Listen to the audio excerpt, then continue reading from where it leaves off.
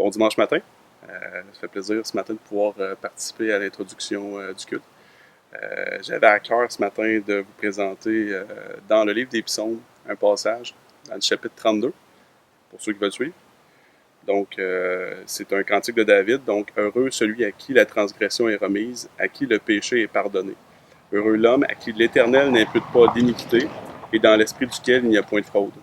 Tant que je me suis tu, mes os se consumaient, je gémissais toute la journée. Car nuit et jour, ta main s'apesantissait sur moi. Ma vigueur n'était plus que sécheresse comme celle de l'été.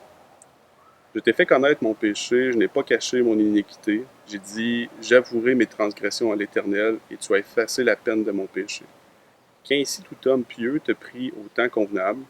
Si de grandes eaux débordent, elles ne l'atteindront nullement.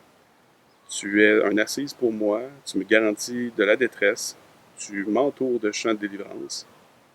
Je m'instruirai et je te montrerai la voie que tu dois suivre, je te conseillerai, j'aurai le regard sur toi.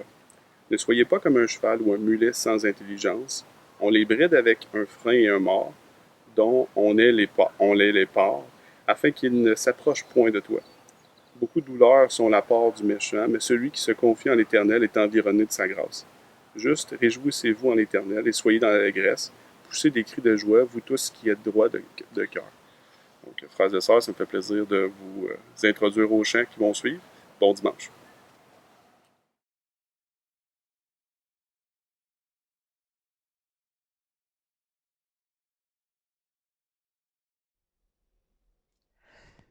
Bon matin, je suis heureux de vous retrouver dans cette suite de notre road trip sur la route 66, cette route qui est cette route de la Bible, les 66 livres des Écritures.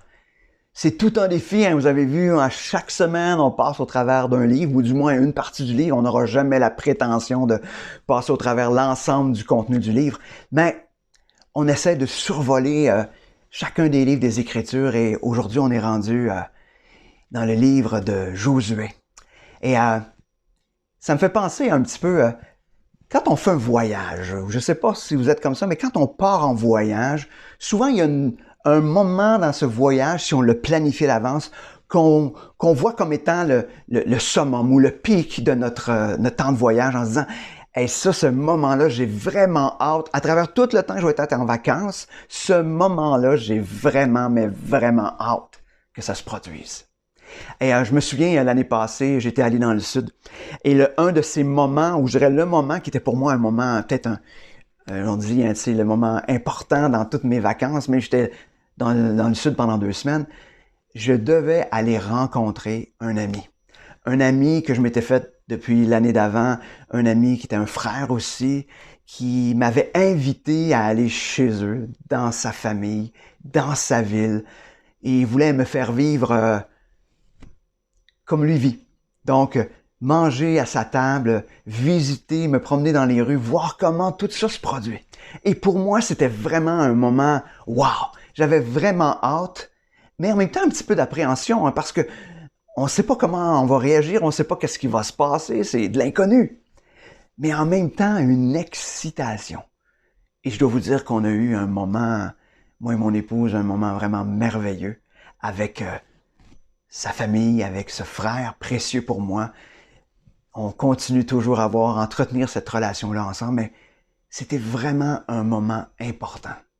Et au-delà de tout mon temps de vacances, c'est probablement un des moments que je vais me souvenir pendant de nombreuses années. Les images ont encore plein la tête.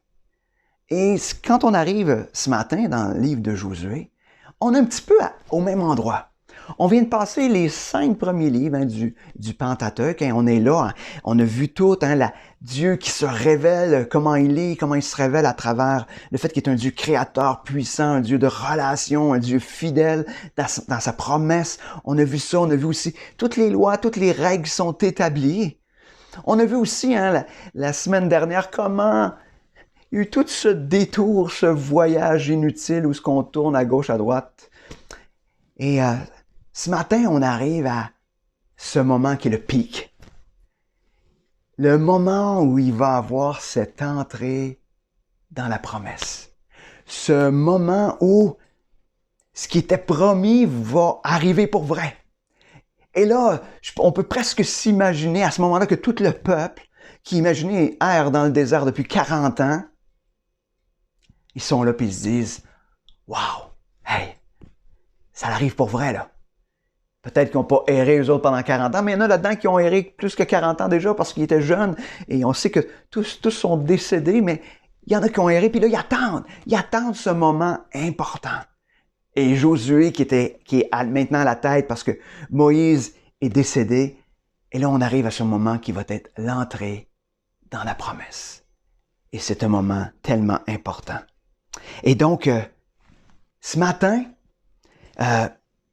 j'ai le goût de nous inviter à entrer dans cette promesse-là. Pour nous, cette promesse-là, on peut la voir, cette promesse de cette destinée, du fait qu'on va être un jour dans la présence pour l'éternité avec notre Dieu. On le sait déjà.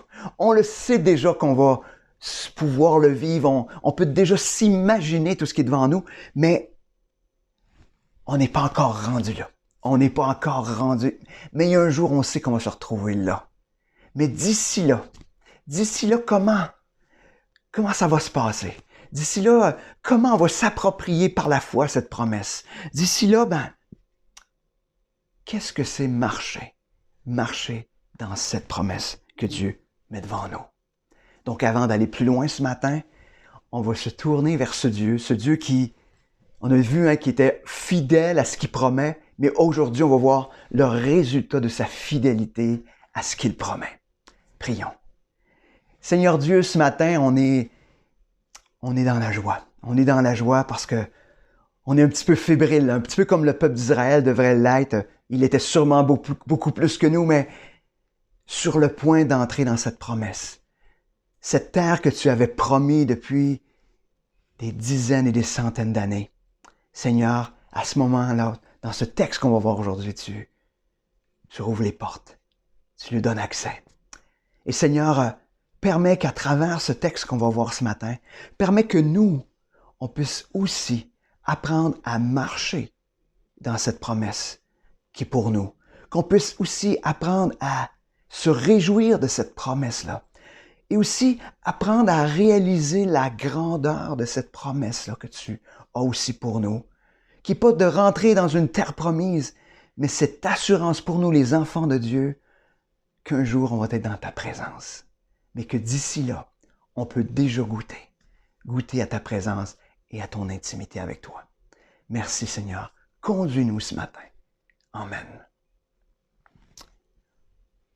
Donc, on va passer presque au travers aujourd'hui du livre de Josué, pas tout dans les détails, mais on va voir comment cette promesse-là, comment Dieu rappelle sa promesse, quels sont les impacts dans cette promesse-là et quelle est la décision, comment nous on peut marcher dans cette promesse-là.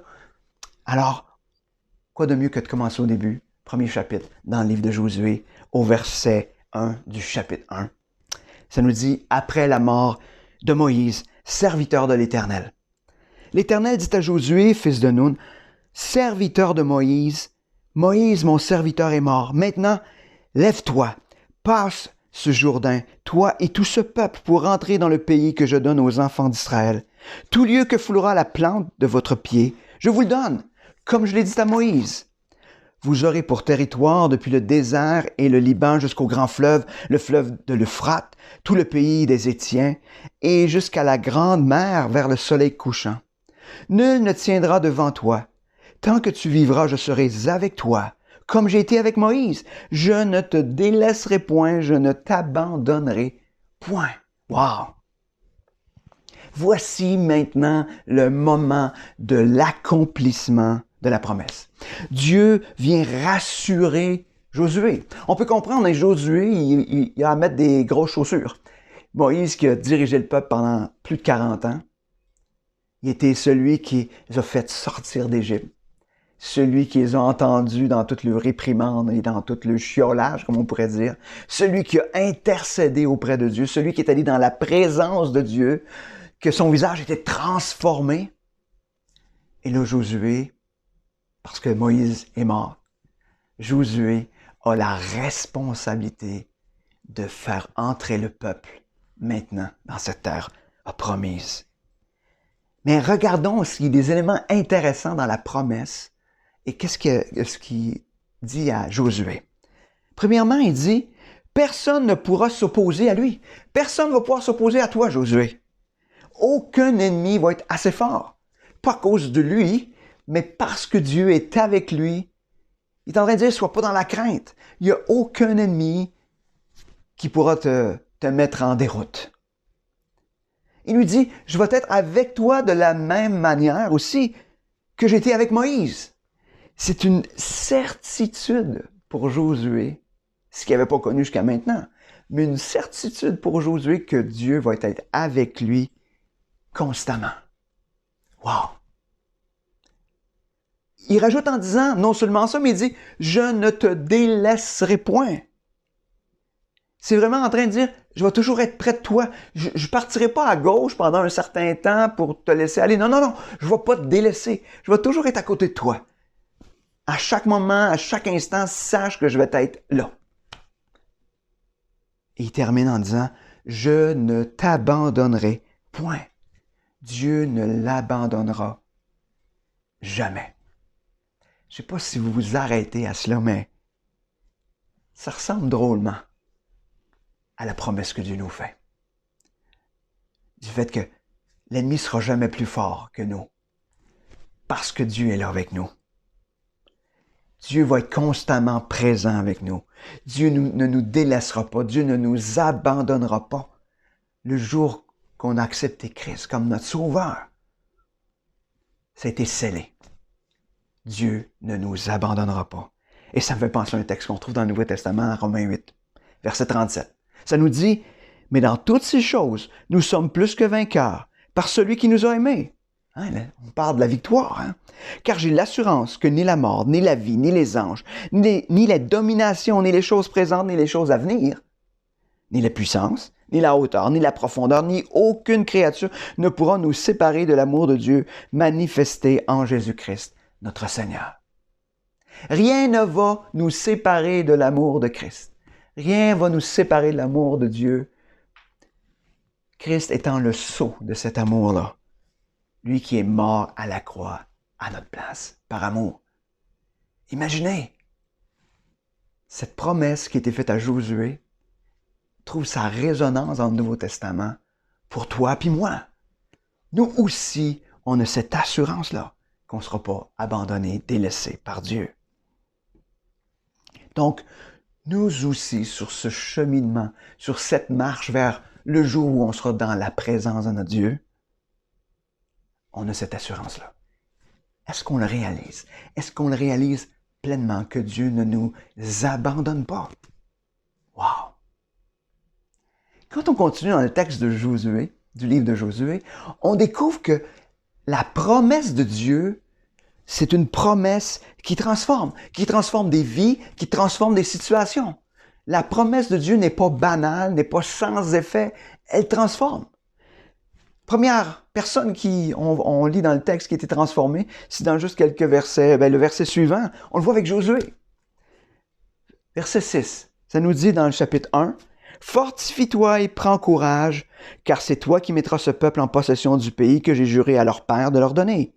Fortifie-toi seulement et aie bon courage, en agissant fidèlement selon toute la loi que Moïse, mon serviteur, t'a prescrite. Ne t'en détourne ni à droite, ni à gauche, afin de réussir dans tout ce que tu entreprendras. Que ce livre de la loi ne s'éloigne point de ta bouche. Médite-le jour et nuit, pour agir fidèlement selon ce qui est écrit. Car c'est alors que tu auras du succès dans tes entreprises, c'est alors que tu réussiras. Ne t'ai-je pas donné cet ordre?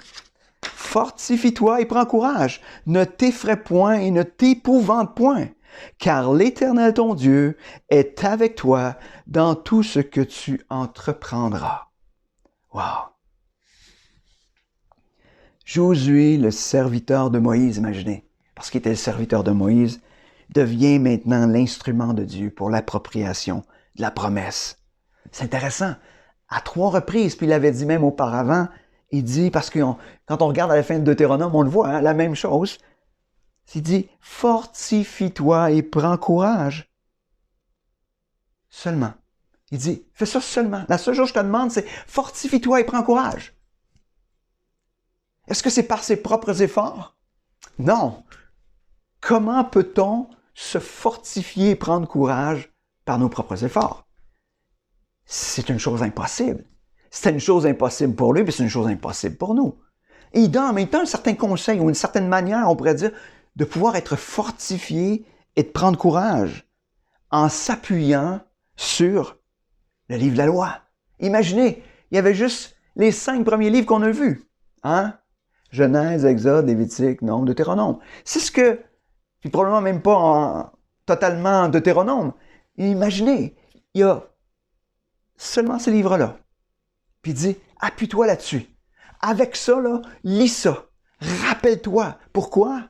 Parce qu'on a vu dans le livre du Deutéronome, c'est une répétition de tout ce qui s'est passé, tout simplement parce que fallait qu'il se souvienne, qu'il se rappelle. Donc Josué a besoin de se rappeler, de remplir son cœur, sa pensée, sa tête du fait que Dieu est ce Dieu puissant, agissant, fidèle. Et il doit se le rappeler, se le rappeler. Et c'est cette connaissance de plus en plus profonde de Dieu qui va l'emmener à être fort et avoir du courage face à tout ce qui est devant lui. Ça va lui permettre de voir que Moïse était un homme ordinaire, mais que Dieu accomplit des choses extraordinaires au travers de lui. Pas à cause de ce que Moïse était, mais à cause de ce que Dieu est. Et donc la même chose est possible pour lui. Et c'est ce que Josué a besoin de se rappeler. Il dit donc, fortifie-toi avec ce livre-là de la loi. Ne te détourne pas de ce qui est inscrit. Suis-les fidèlement. Sois fidèle à tout ça. Sois obéissant. Il dit, médite, que ce livre il soit devant toi, continuellement. Puis médite-le jour et nuit. Sois constamment en train de prendre les situations et de les réfléchir à la lumière des Écritures. Médite les Écritures face à chacune de tes situations. Il est presque en train de dire, chaque fois que tu fais face à quelque chose, rappelle-toi dans ta tête, repasse ce que Dieu a dit, afin de savoir comment te comporter, comment obéir à ce que Dieu veut, en allant pas à droite à gauche, mais directement de la manière dont Dieu veut que tu te comportes. Est-ce que c'est différent pour nous aujourd'hui, notre marche chrétienne? Je crois pas. Il n'y a pas d'autre manière d'être fortifié qu'à travers les Écritures. On peut se raconter toutes sortes d'histoires, on peut se dire, on peut lire des belles pensées qui nous font du bien. Mais est-ce qu'on va être fortifié? Est-ce qu'on va pouvoir avoir du courage face à tout ce qui se présente devant nous? Ça dure un temps. C'est juste des pensées, le reste. Mais la parole de Dieu vient faire son effet. Et plus on la passe, plus on la médite, plus on la réfléchit jour et nuit, plus on devient en mesure d'être rempli de courage et d'être fort face à tout ce qui est devant nous. Toutes les Écritures. Et nous, on n'est pas juste comme Josué qui avait les 5 premiers livres. Nous, on a l'ensemble des 66 livres qu'on peut méditer, qu'on peut réfléchir, qu'on peut utiliser face à toutes les situations qui sont devant nous. Et ce livre, la parole de Dieu, vient nous fortifier afin qu'on ait du courage dans toutes les situations. Une autre personne qui est transformée, Rahab. Rahab, une prostituée qui est à Jéricho. Lorsque les espions sont envoyés à Jéricho, chose étonnante, ils ont été envoyés pour espionner, mais ils sont allés visiter une prostituée. On ne cherchera pas à comprendre, mais c'est là quand même qu'ils se retrouvent. Mais qu'est-ce qu'on découvre avec Rahab? Rahab, cette femme qui n'est pas d'un peuple qui connaît Dieu, n'est pas croyante d'une façon ou d'une autre, mais la promesse faite à Israël vient transformer sa vie. Josué 2, verset 9. L'Éternel, je le sais, vous a donné ce pays. C'est Rahab qui dit ça. La terreur que vous inspirez nous a saisis, et tous les habitants du pays tremblent devant vous, car nous avons appris comment, à la sortie d'Égypte, l'Éternel a mis à sec devant vous les eaux de la mer Rouge, et comment vous avez traité les 2 rois des Amoréens au-delà du Jourdain, Sion et Og, que vous avez dévoués par interdit. Nous l'avons appris et nous avons perdu courage, et tous nos esprits sont abattus à votre aspect, car c'est l'Éternel votre Dieu, qui est Dieu en haut, dans les cieux, et en bas, sur la terre. Rahab reconnaît que Dieu est Dieu, que ce Dieu-là est ce Dieu puissant, que ce Dieu-là est un Dieu qui agit, qui délivre, qui intervient. Elle est obligée de reconnaître, et c'est ce qu'elle fait. D'ailleurs, quand on lit dans le Nouveau Testament, elle est inclue maintenant dans la généalogie de Jésus. Donc, elle a été marquée d'une manière incroyable. Cette femme-là, qui avait aucune connaissance de Dieu, mais impactée par la promesse qui avait été faite pour le peuple d'Israël. Moi, ça m'emmène à me dire qu'on doit continuer à croire, à avoir foi, que Jésus peut transformer ceux qui nous entourent, peut transformer nos enfants, notre famille qui ne sont pas croyants, nos amis, nos connaissances, les gens qui nous entourent. Dieu peut transformer, comme il a transformé le cœur de Rahab, qui avait aucune connaissance de Dieu et probablement aucun intérêt de Dieu, mais qui là est obligé de reconnaître qui est Dieu, est obligé de s'incliner face à cette promesse-là et de dire, moi aussi, je veux faire partie de cette promesse-là. Prions que ceux qui nous entourent, qui ne connaissent pas le Seigneur encore, puissent se tourner et désirer, eux aussi, faire partie de cette promesse, de se retrouver un jour dans la présence de Dieu pour l'éternité. On voit même que, dans le livre de Josué, que la promesse transforme même la création.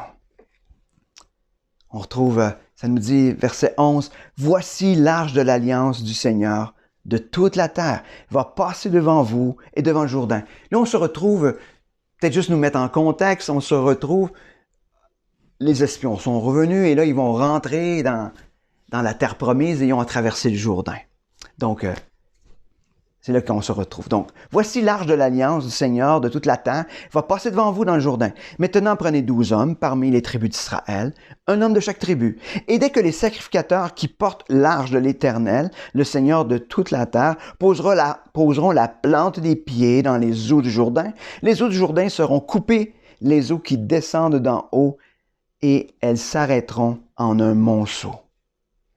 Même une loi de la nature établie par Dieu, que l'eau coule.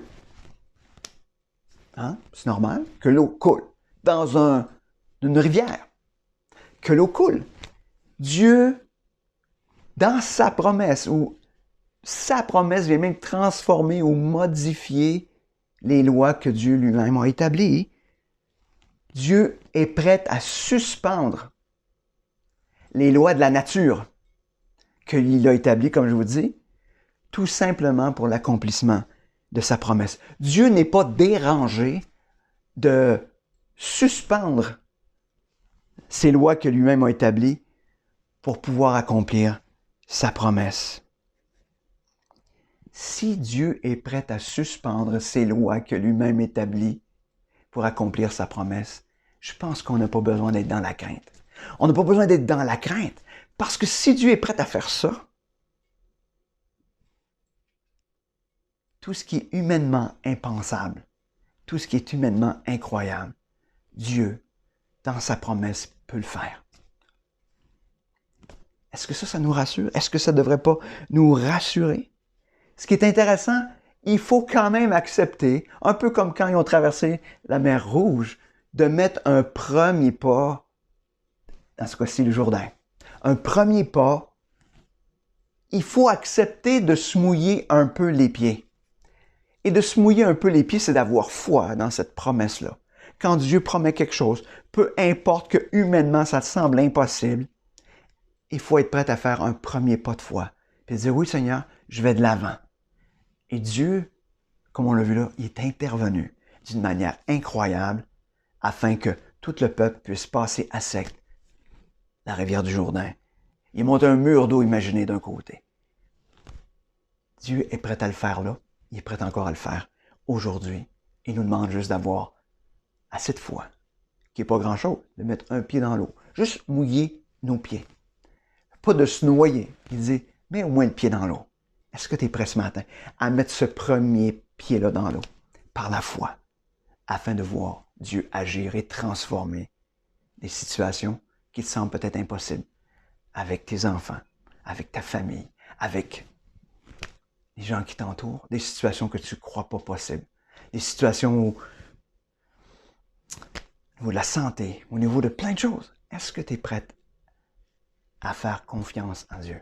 Rappelez-vous, une promesse est appuyée, on a vu ça la dernière fois, est appuyée sur un texte des Écritures.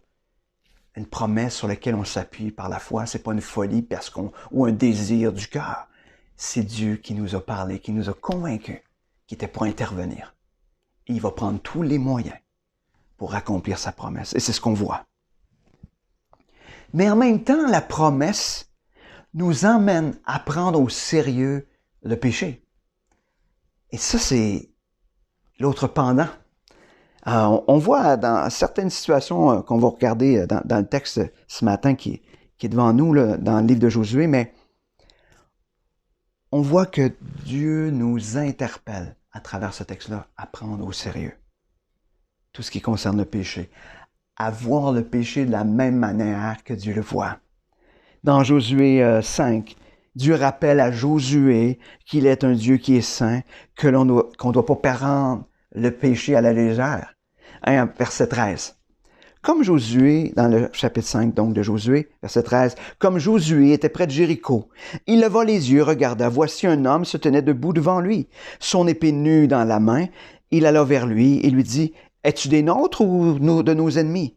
Il répondit, non, mais je suis le chef de l'armée de l'Éternel, j'arrive maintenant. Josué tomba le visage contre terre, adora et dit, qu'est-ce que mon Seigneur dit à son serviteur? Et le chef de l'armée de l'Éternel dit à Josué, ôte tes souliers de tes pieds, car le lieu sur lequel tu te tiens est saint. Et Josué fit ainsi. On voit que l'ange de l'Éternel qui apparaît, le chef de l'armée de l'Éternel qui est apparu à Josué, il lui dit pas, je suis pour toi ou je suis contre toi. Non, c'est pas ça.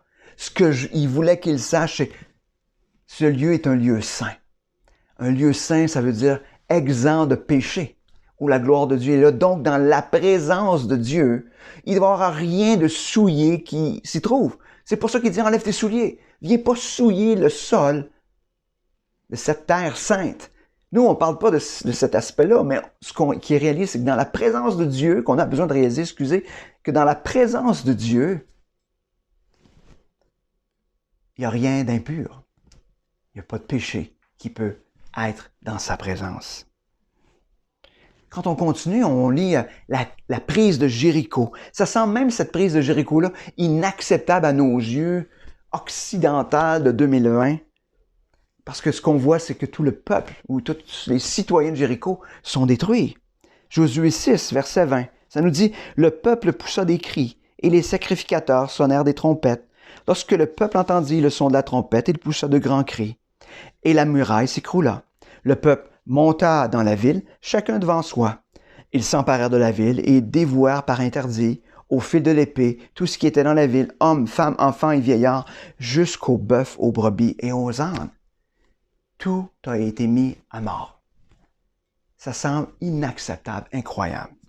Mais par contre, il faut se rappeler, juste pour nous aider peut-être à mieux saisir, que Dieu avait déjà donné une explication de ce qui était pour arriver là à Abraham dans Genèse 15, versets 15 et 16. Il nous dit, « Toi, tu iras en paix vers tes pères, tu seras enterré après une heureuse vieillesse. Après, à la 4e génération, ils reviendront ici, car l'iniquité des Amoréens n'est pas encore à son comble. » Les Amoréens, les Cananéens, c'est un équivalent. Ce qui, à l'époque d'Abraham, l'iniquité ou le péché n'était pas rendu à son comble, n'était pas encore rendu à son comble, donc Dieu n'est pas intervenu à ce moment-là. Il y a eu tout le détour, parce que d'Abraham, ils se sont retrouvés finalement avec ses descendants, ils ont fini par se retrouver en Égypte et finalement errer pour revenir maintenant, des années, ou je dirais des centaines d'années plus tard, ils sont venus maintenant à ce moment-là, et là, le péché est à son comble. Est à son comble. ça a dépassé l'entendement. C'est dans l'inacceptable aux yeux de Dieu. Et c'est pour ça que Dieu a voulu se faire un peuple qui était saint. Un peuple qui fuyait le péché. On sait qu'Israël n'a pas été très conforme à ça, mais c'est ce que Dieu voulait.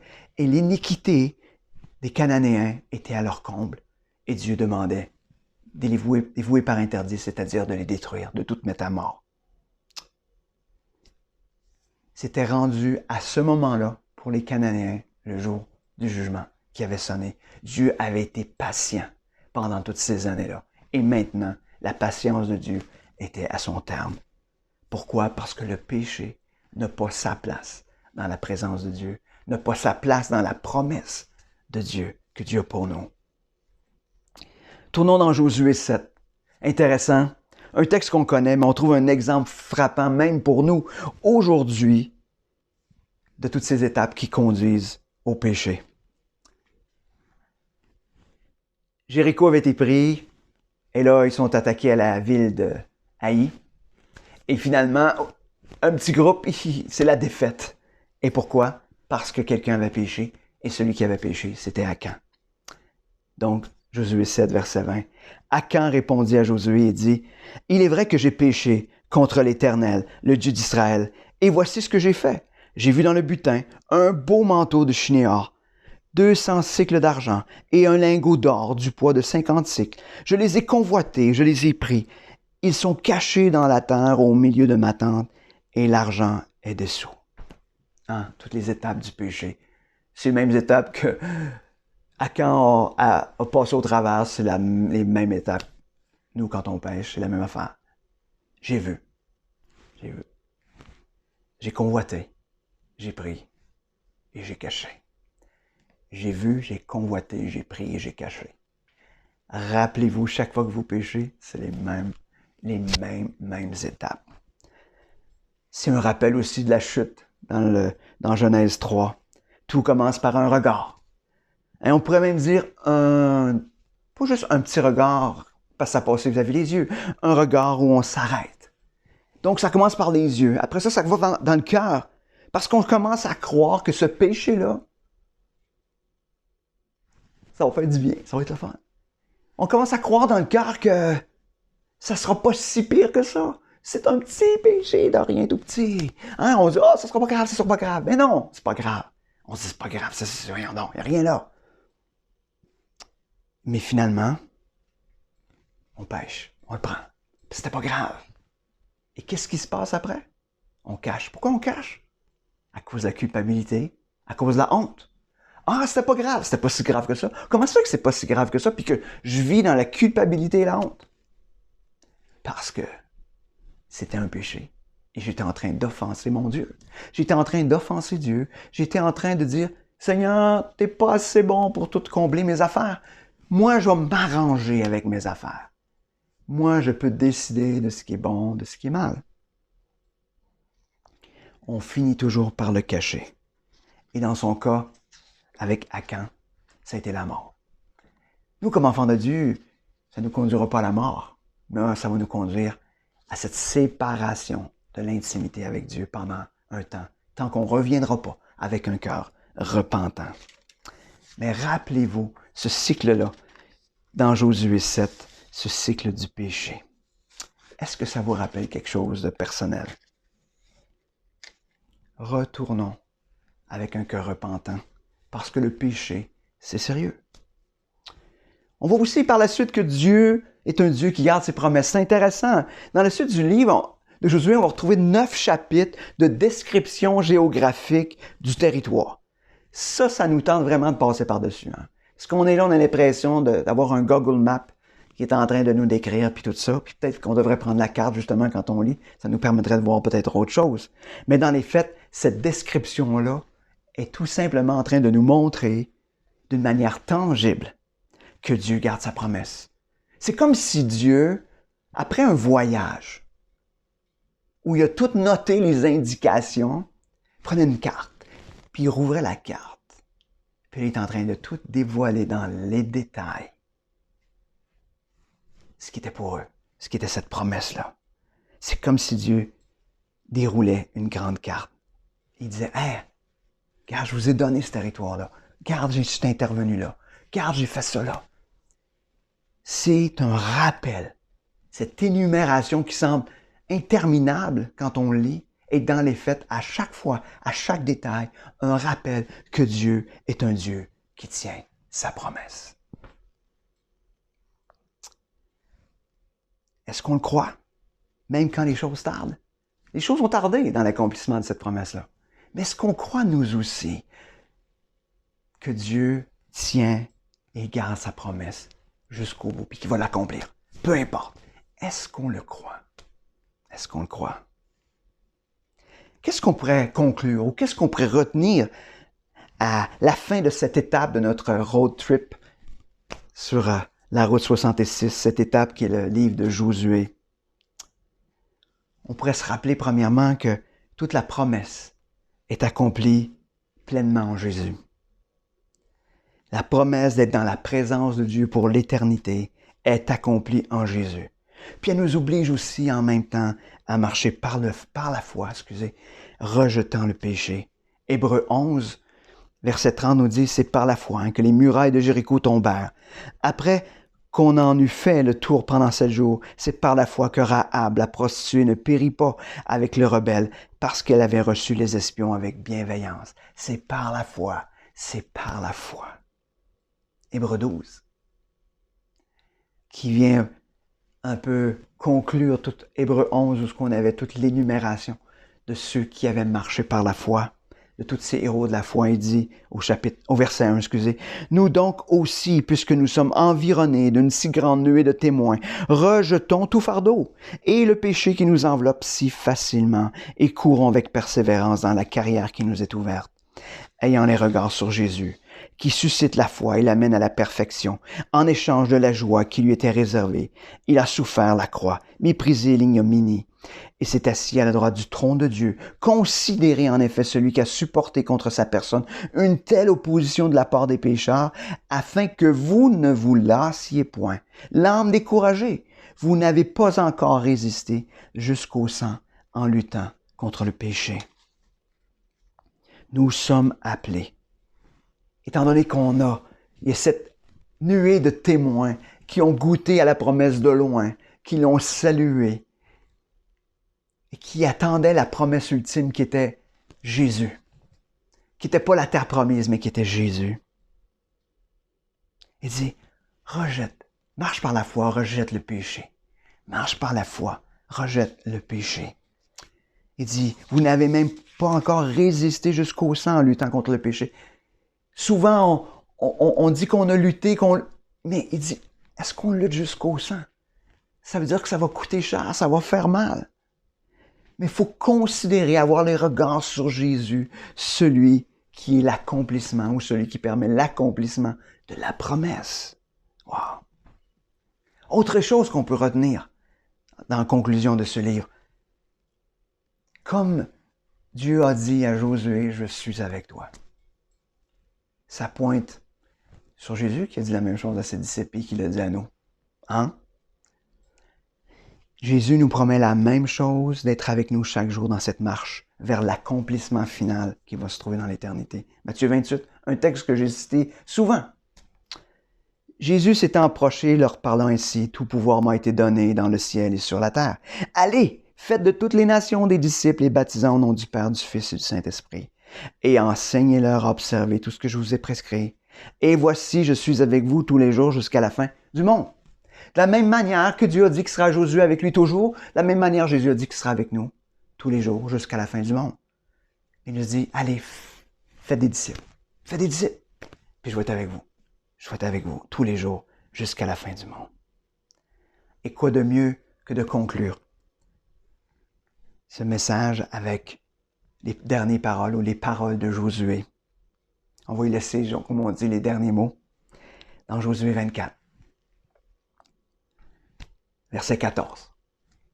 Maintenant, craignez l'Éternel et servez-le avec intégrité et fidélité. Faites disparaître les dieux, conservez vos pères de l'autre côté du fleuve et en Égypte et servez l'Éternel. Et si vous ne trouvez pas bon de servir l'Éternel, choisissez aujourd'hui qui vous voulez servir.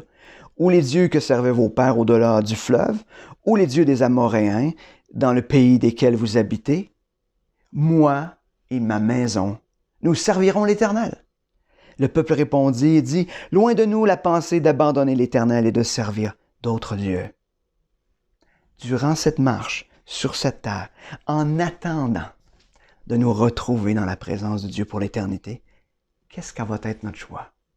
Et c'est un choix qu'on fait au quotidien. Le peuple d'Israël avait dit que, oui, il voulait suivre l'Éternel. On voit dans la suite, on va le voir à travers tous les autres livres qu'on va regarder ensemble, que ça n'a pas été si évident que ça et si vrai que ça. Mais est-ce qu'on veut servir Dieu sans partage?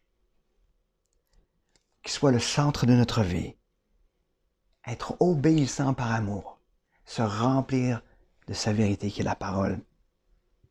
Est-ce que nous aussi, on va dire, comme Josué, « Moi et ma maison, nous servirons l'Éternel. » J'ai le goût de vous laisser avec ça, comme réflexion. Est-ce que ce matin, et pas juste ce matin, mais est-ce que ce matin, à partir de ce matin jusqu'au jour où vous serez dans la présence de Dieu, vous allez être prêt à renouveler cette promesse-là, de dire, qui est une réponse à la promesse que Dieu lui-même a faite d'être avec nous, n'oubliez pas. Moi et ma maison, nous servirons l'Éternel. Moi et ma maison, nous servirons l'Éternel. Prions.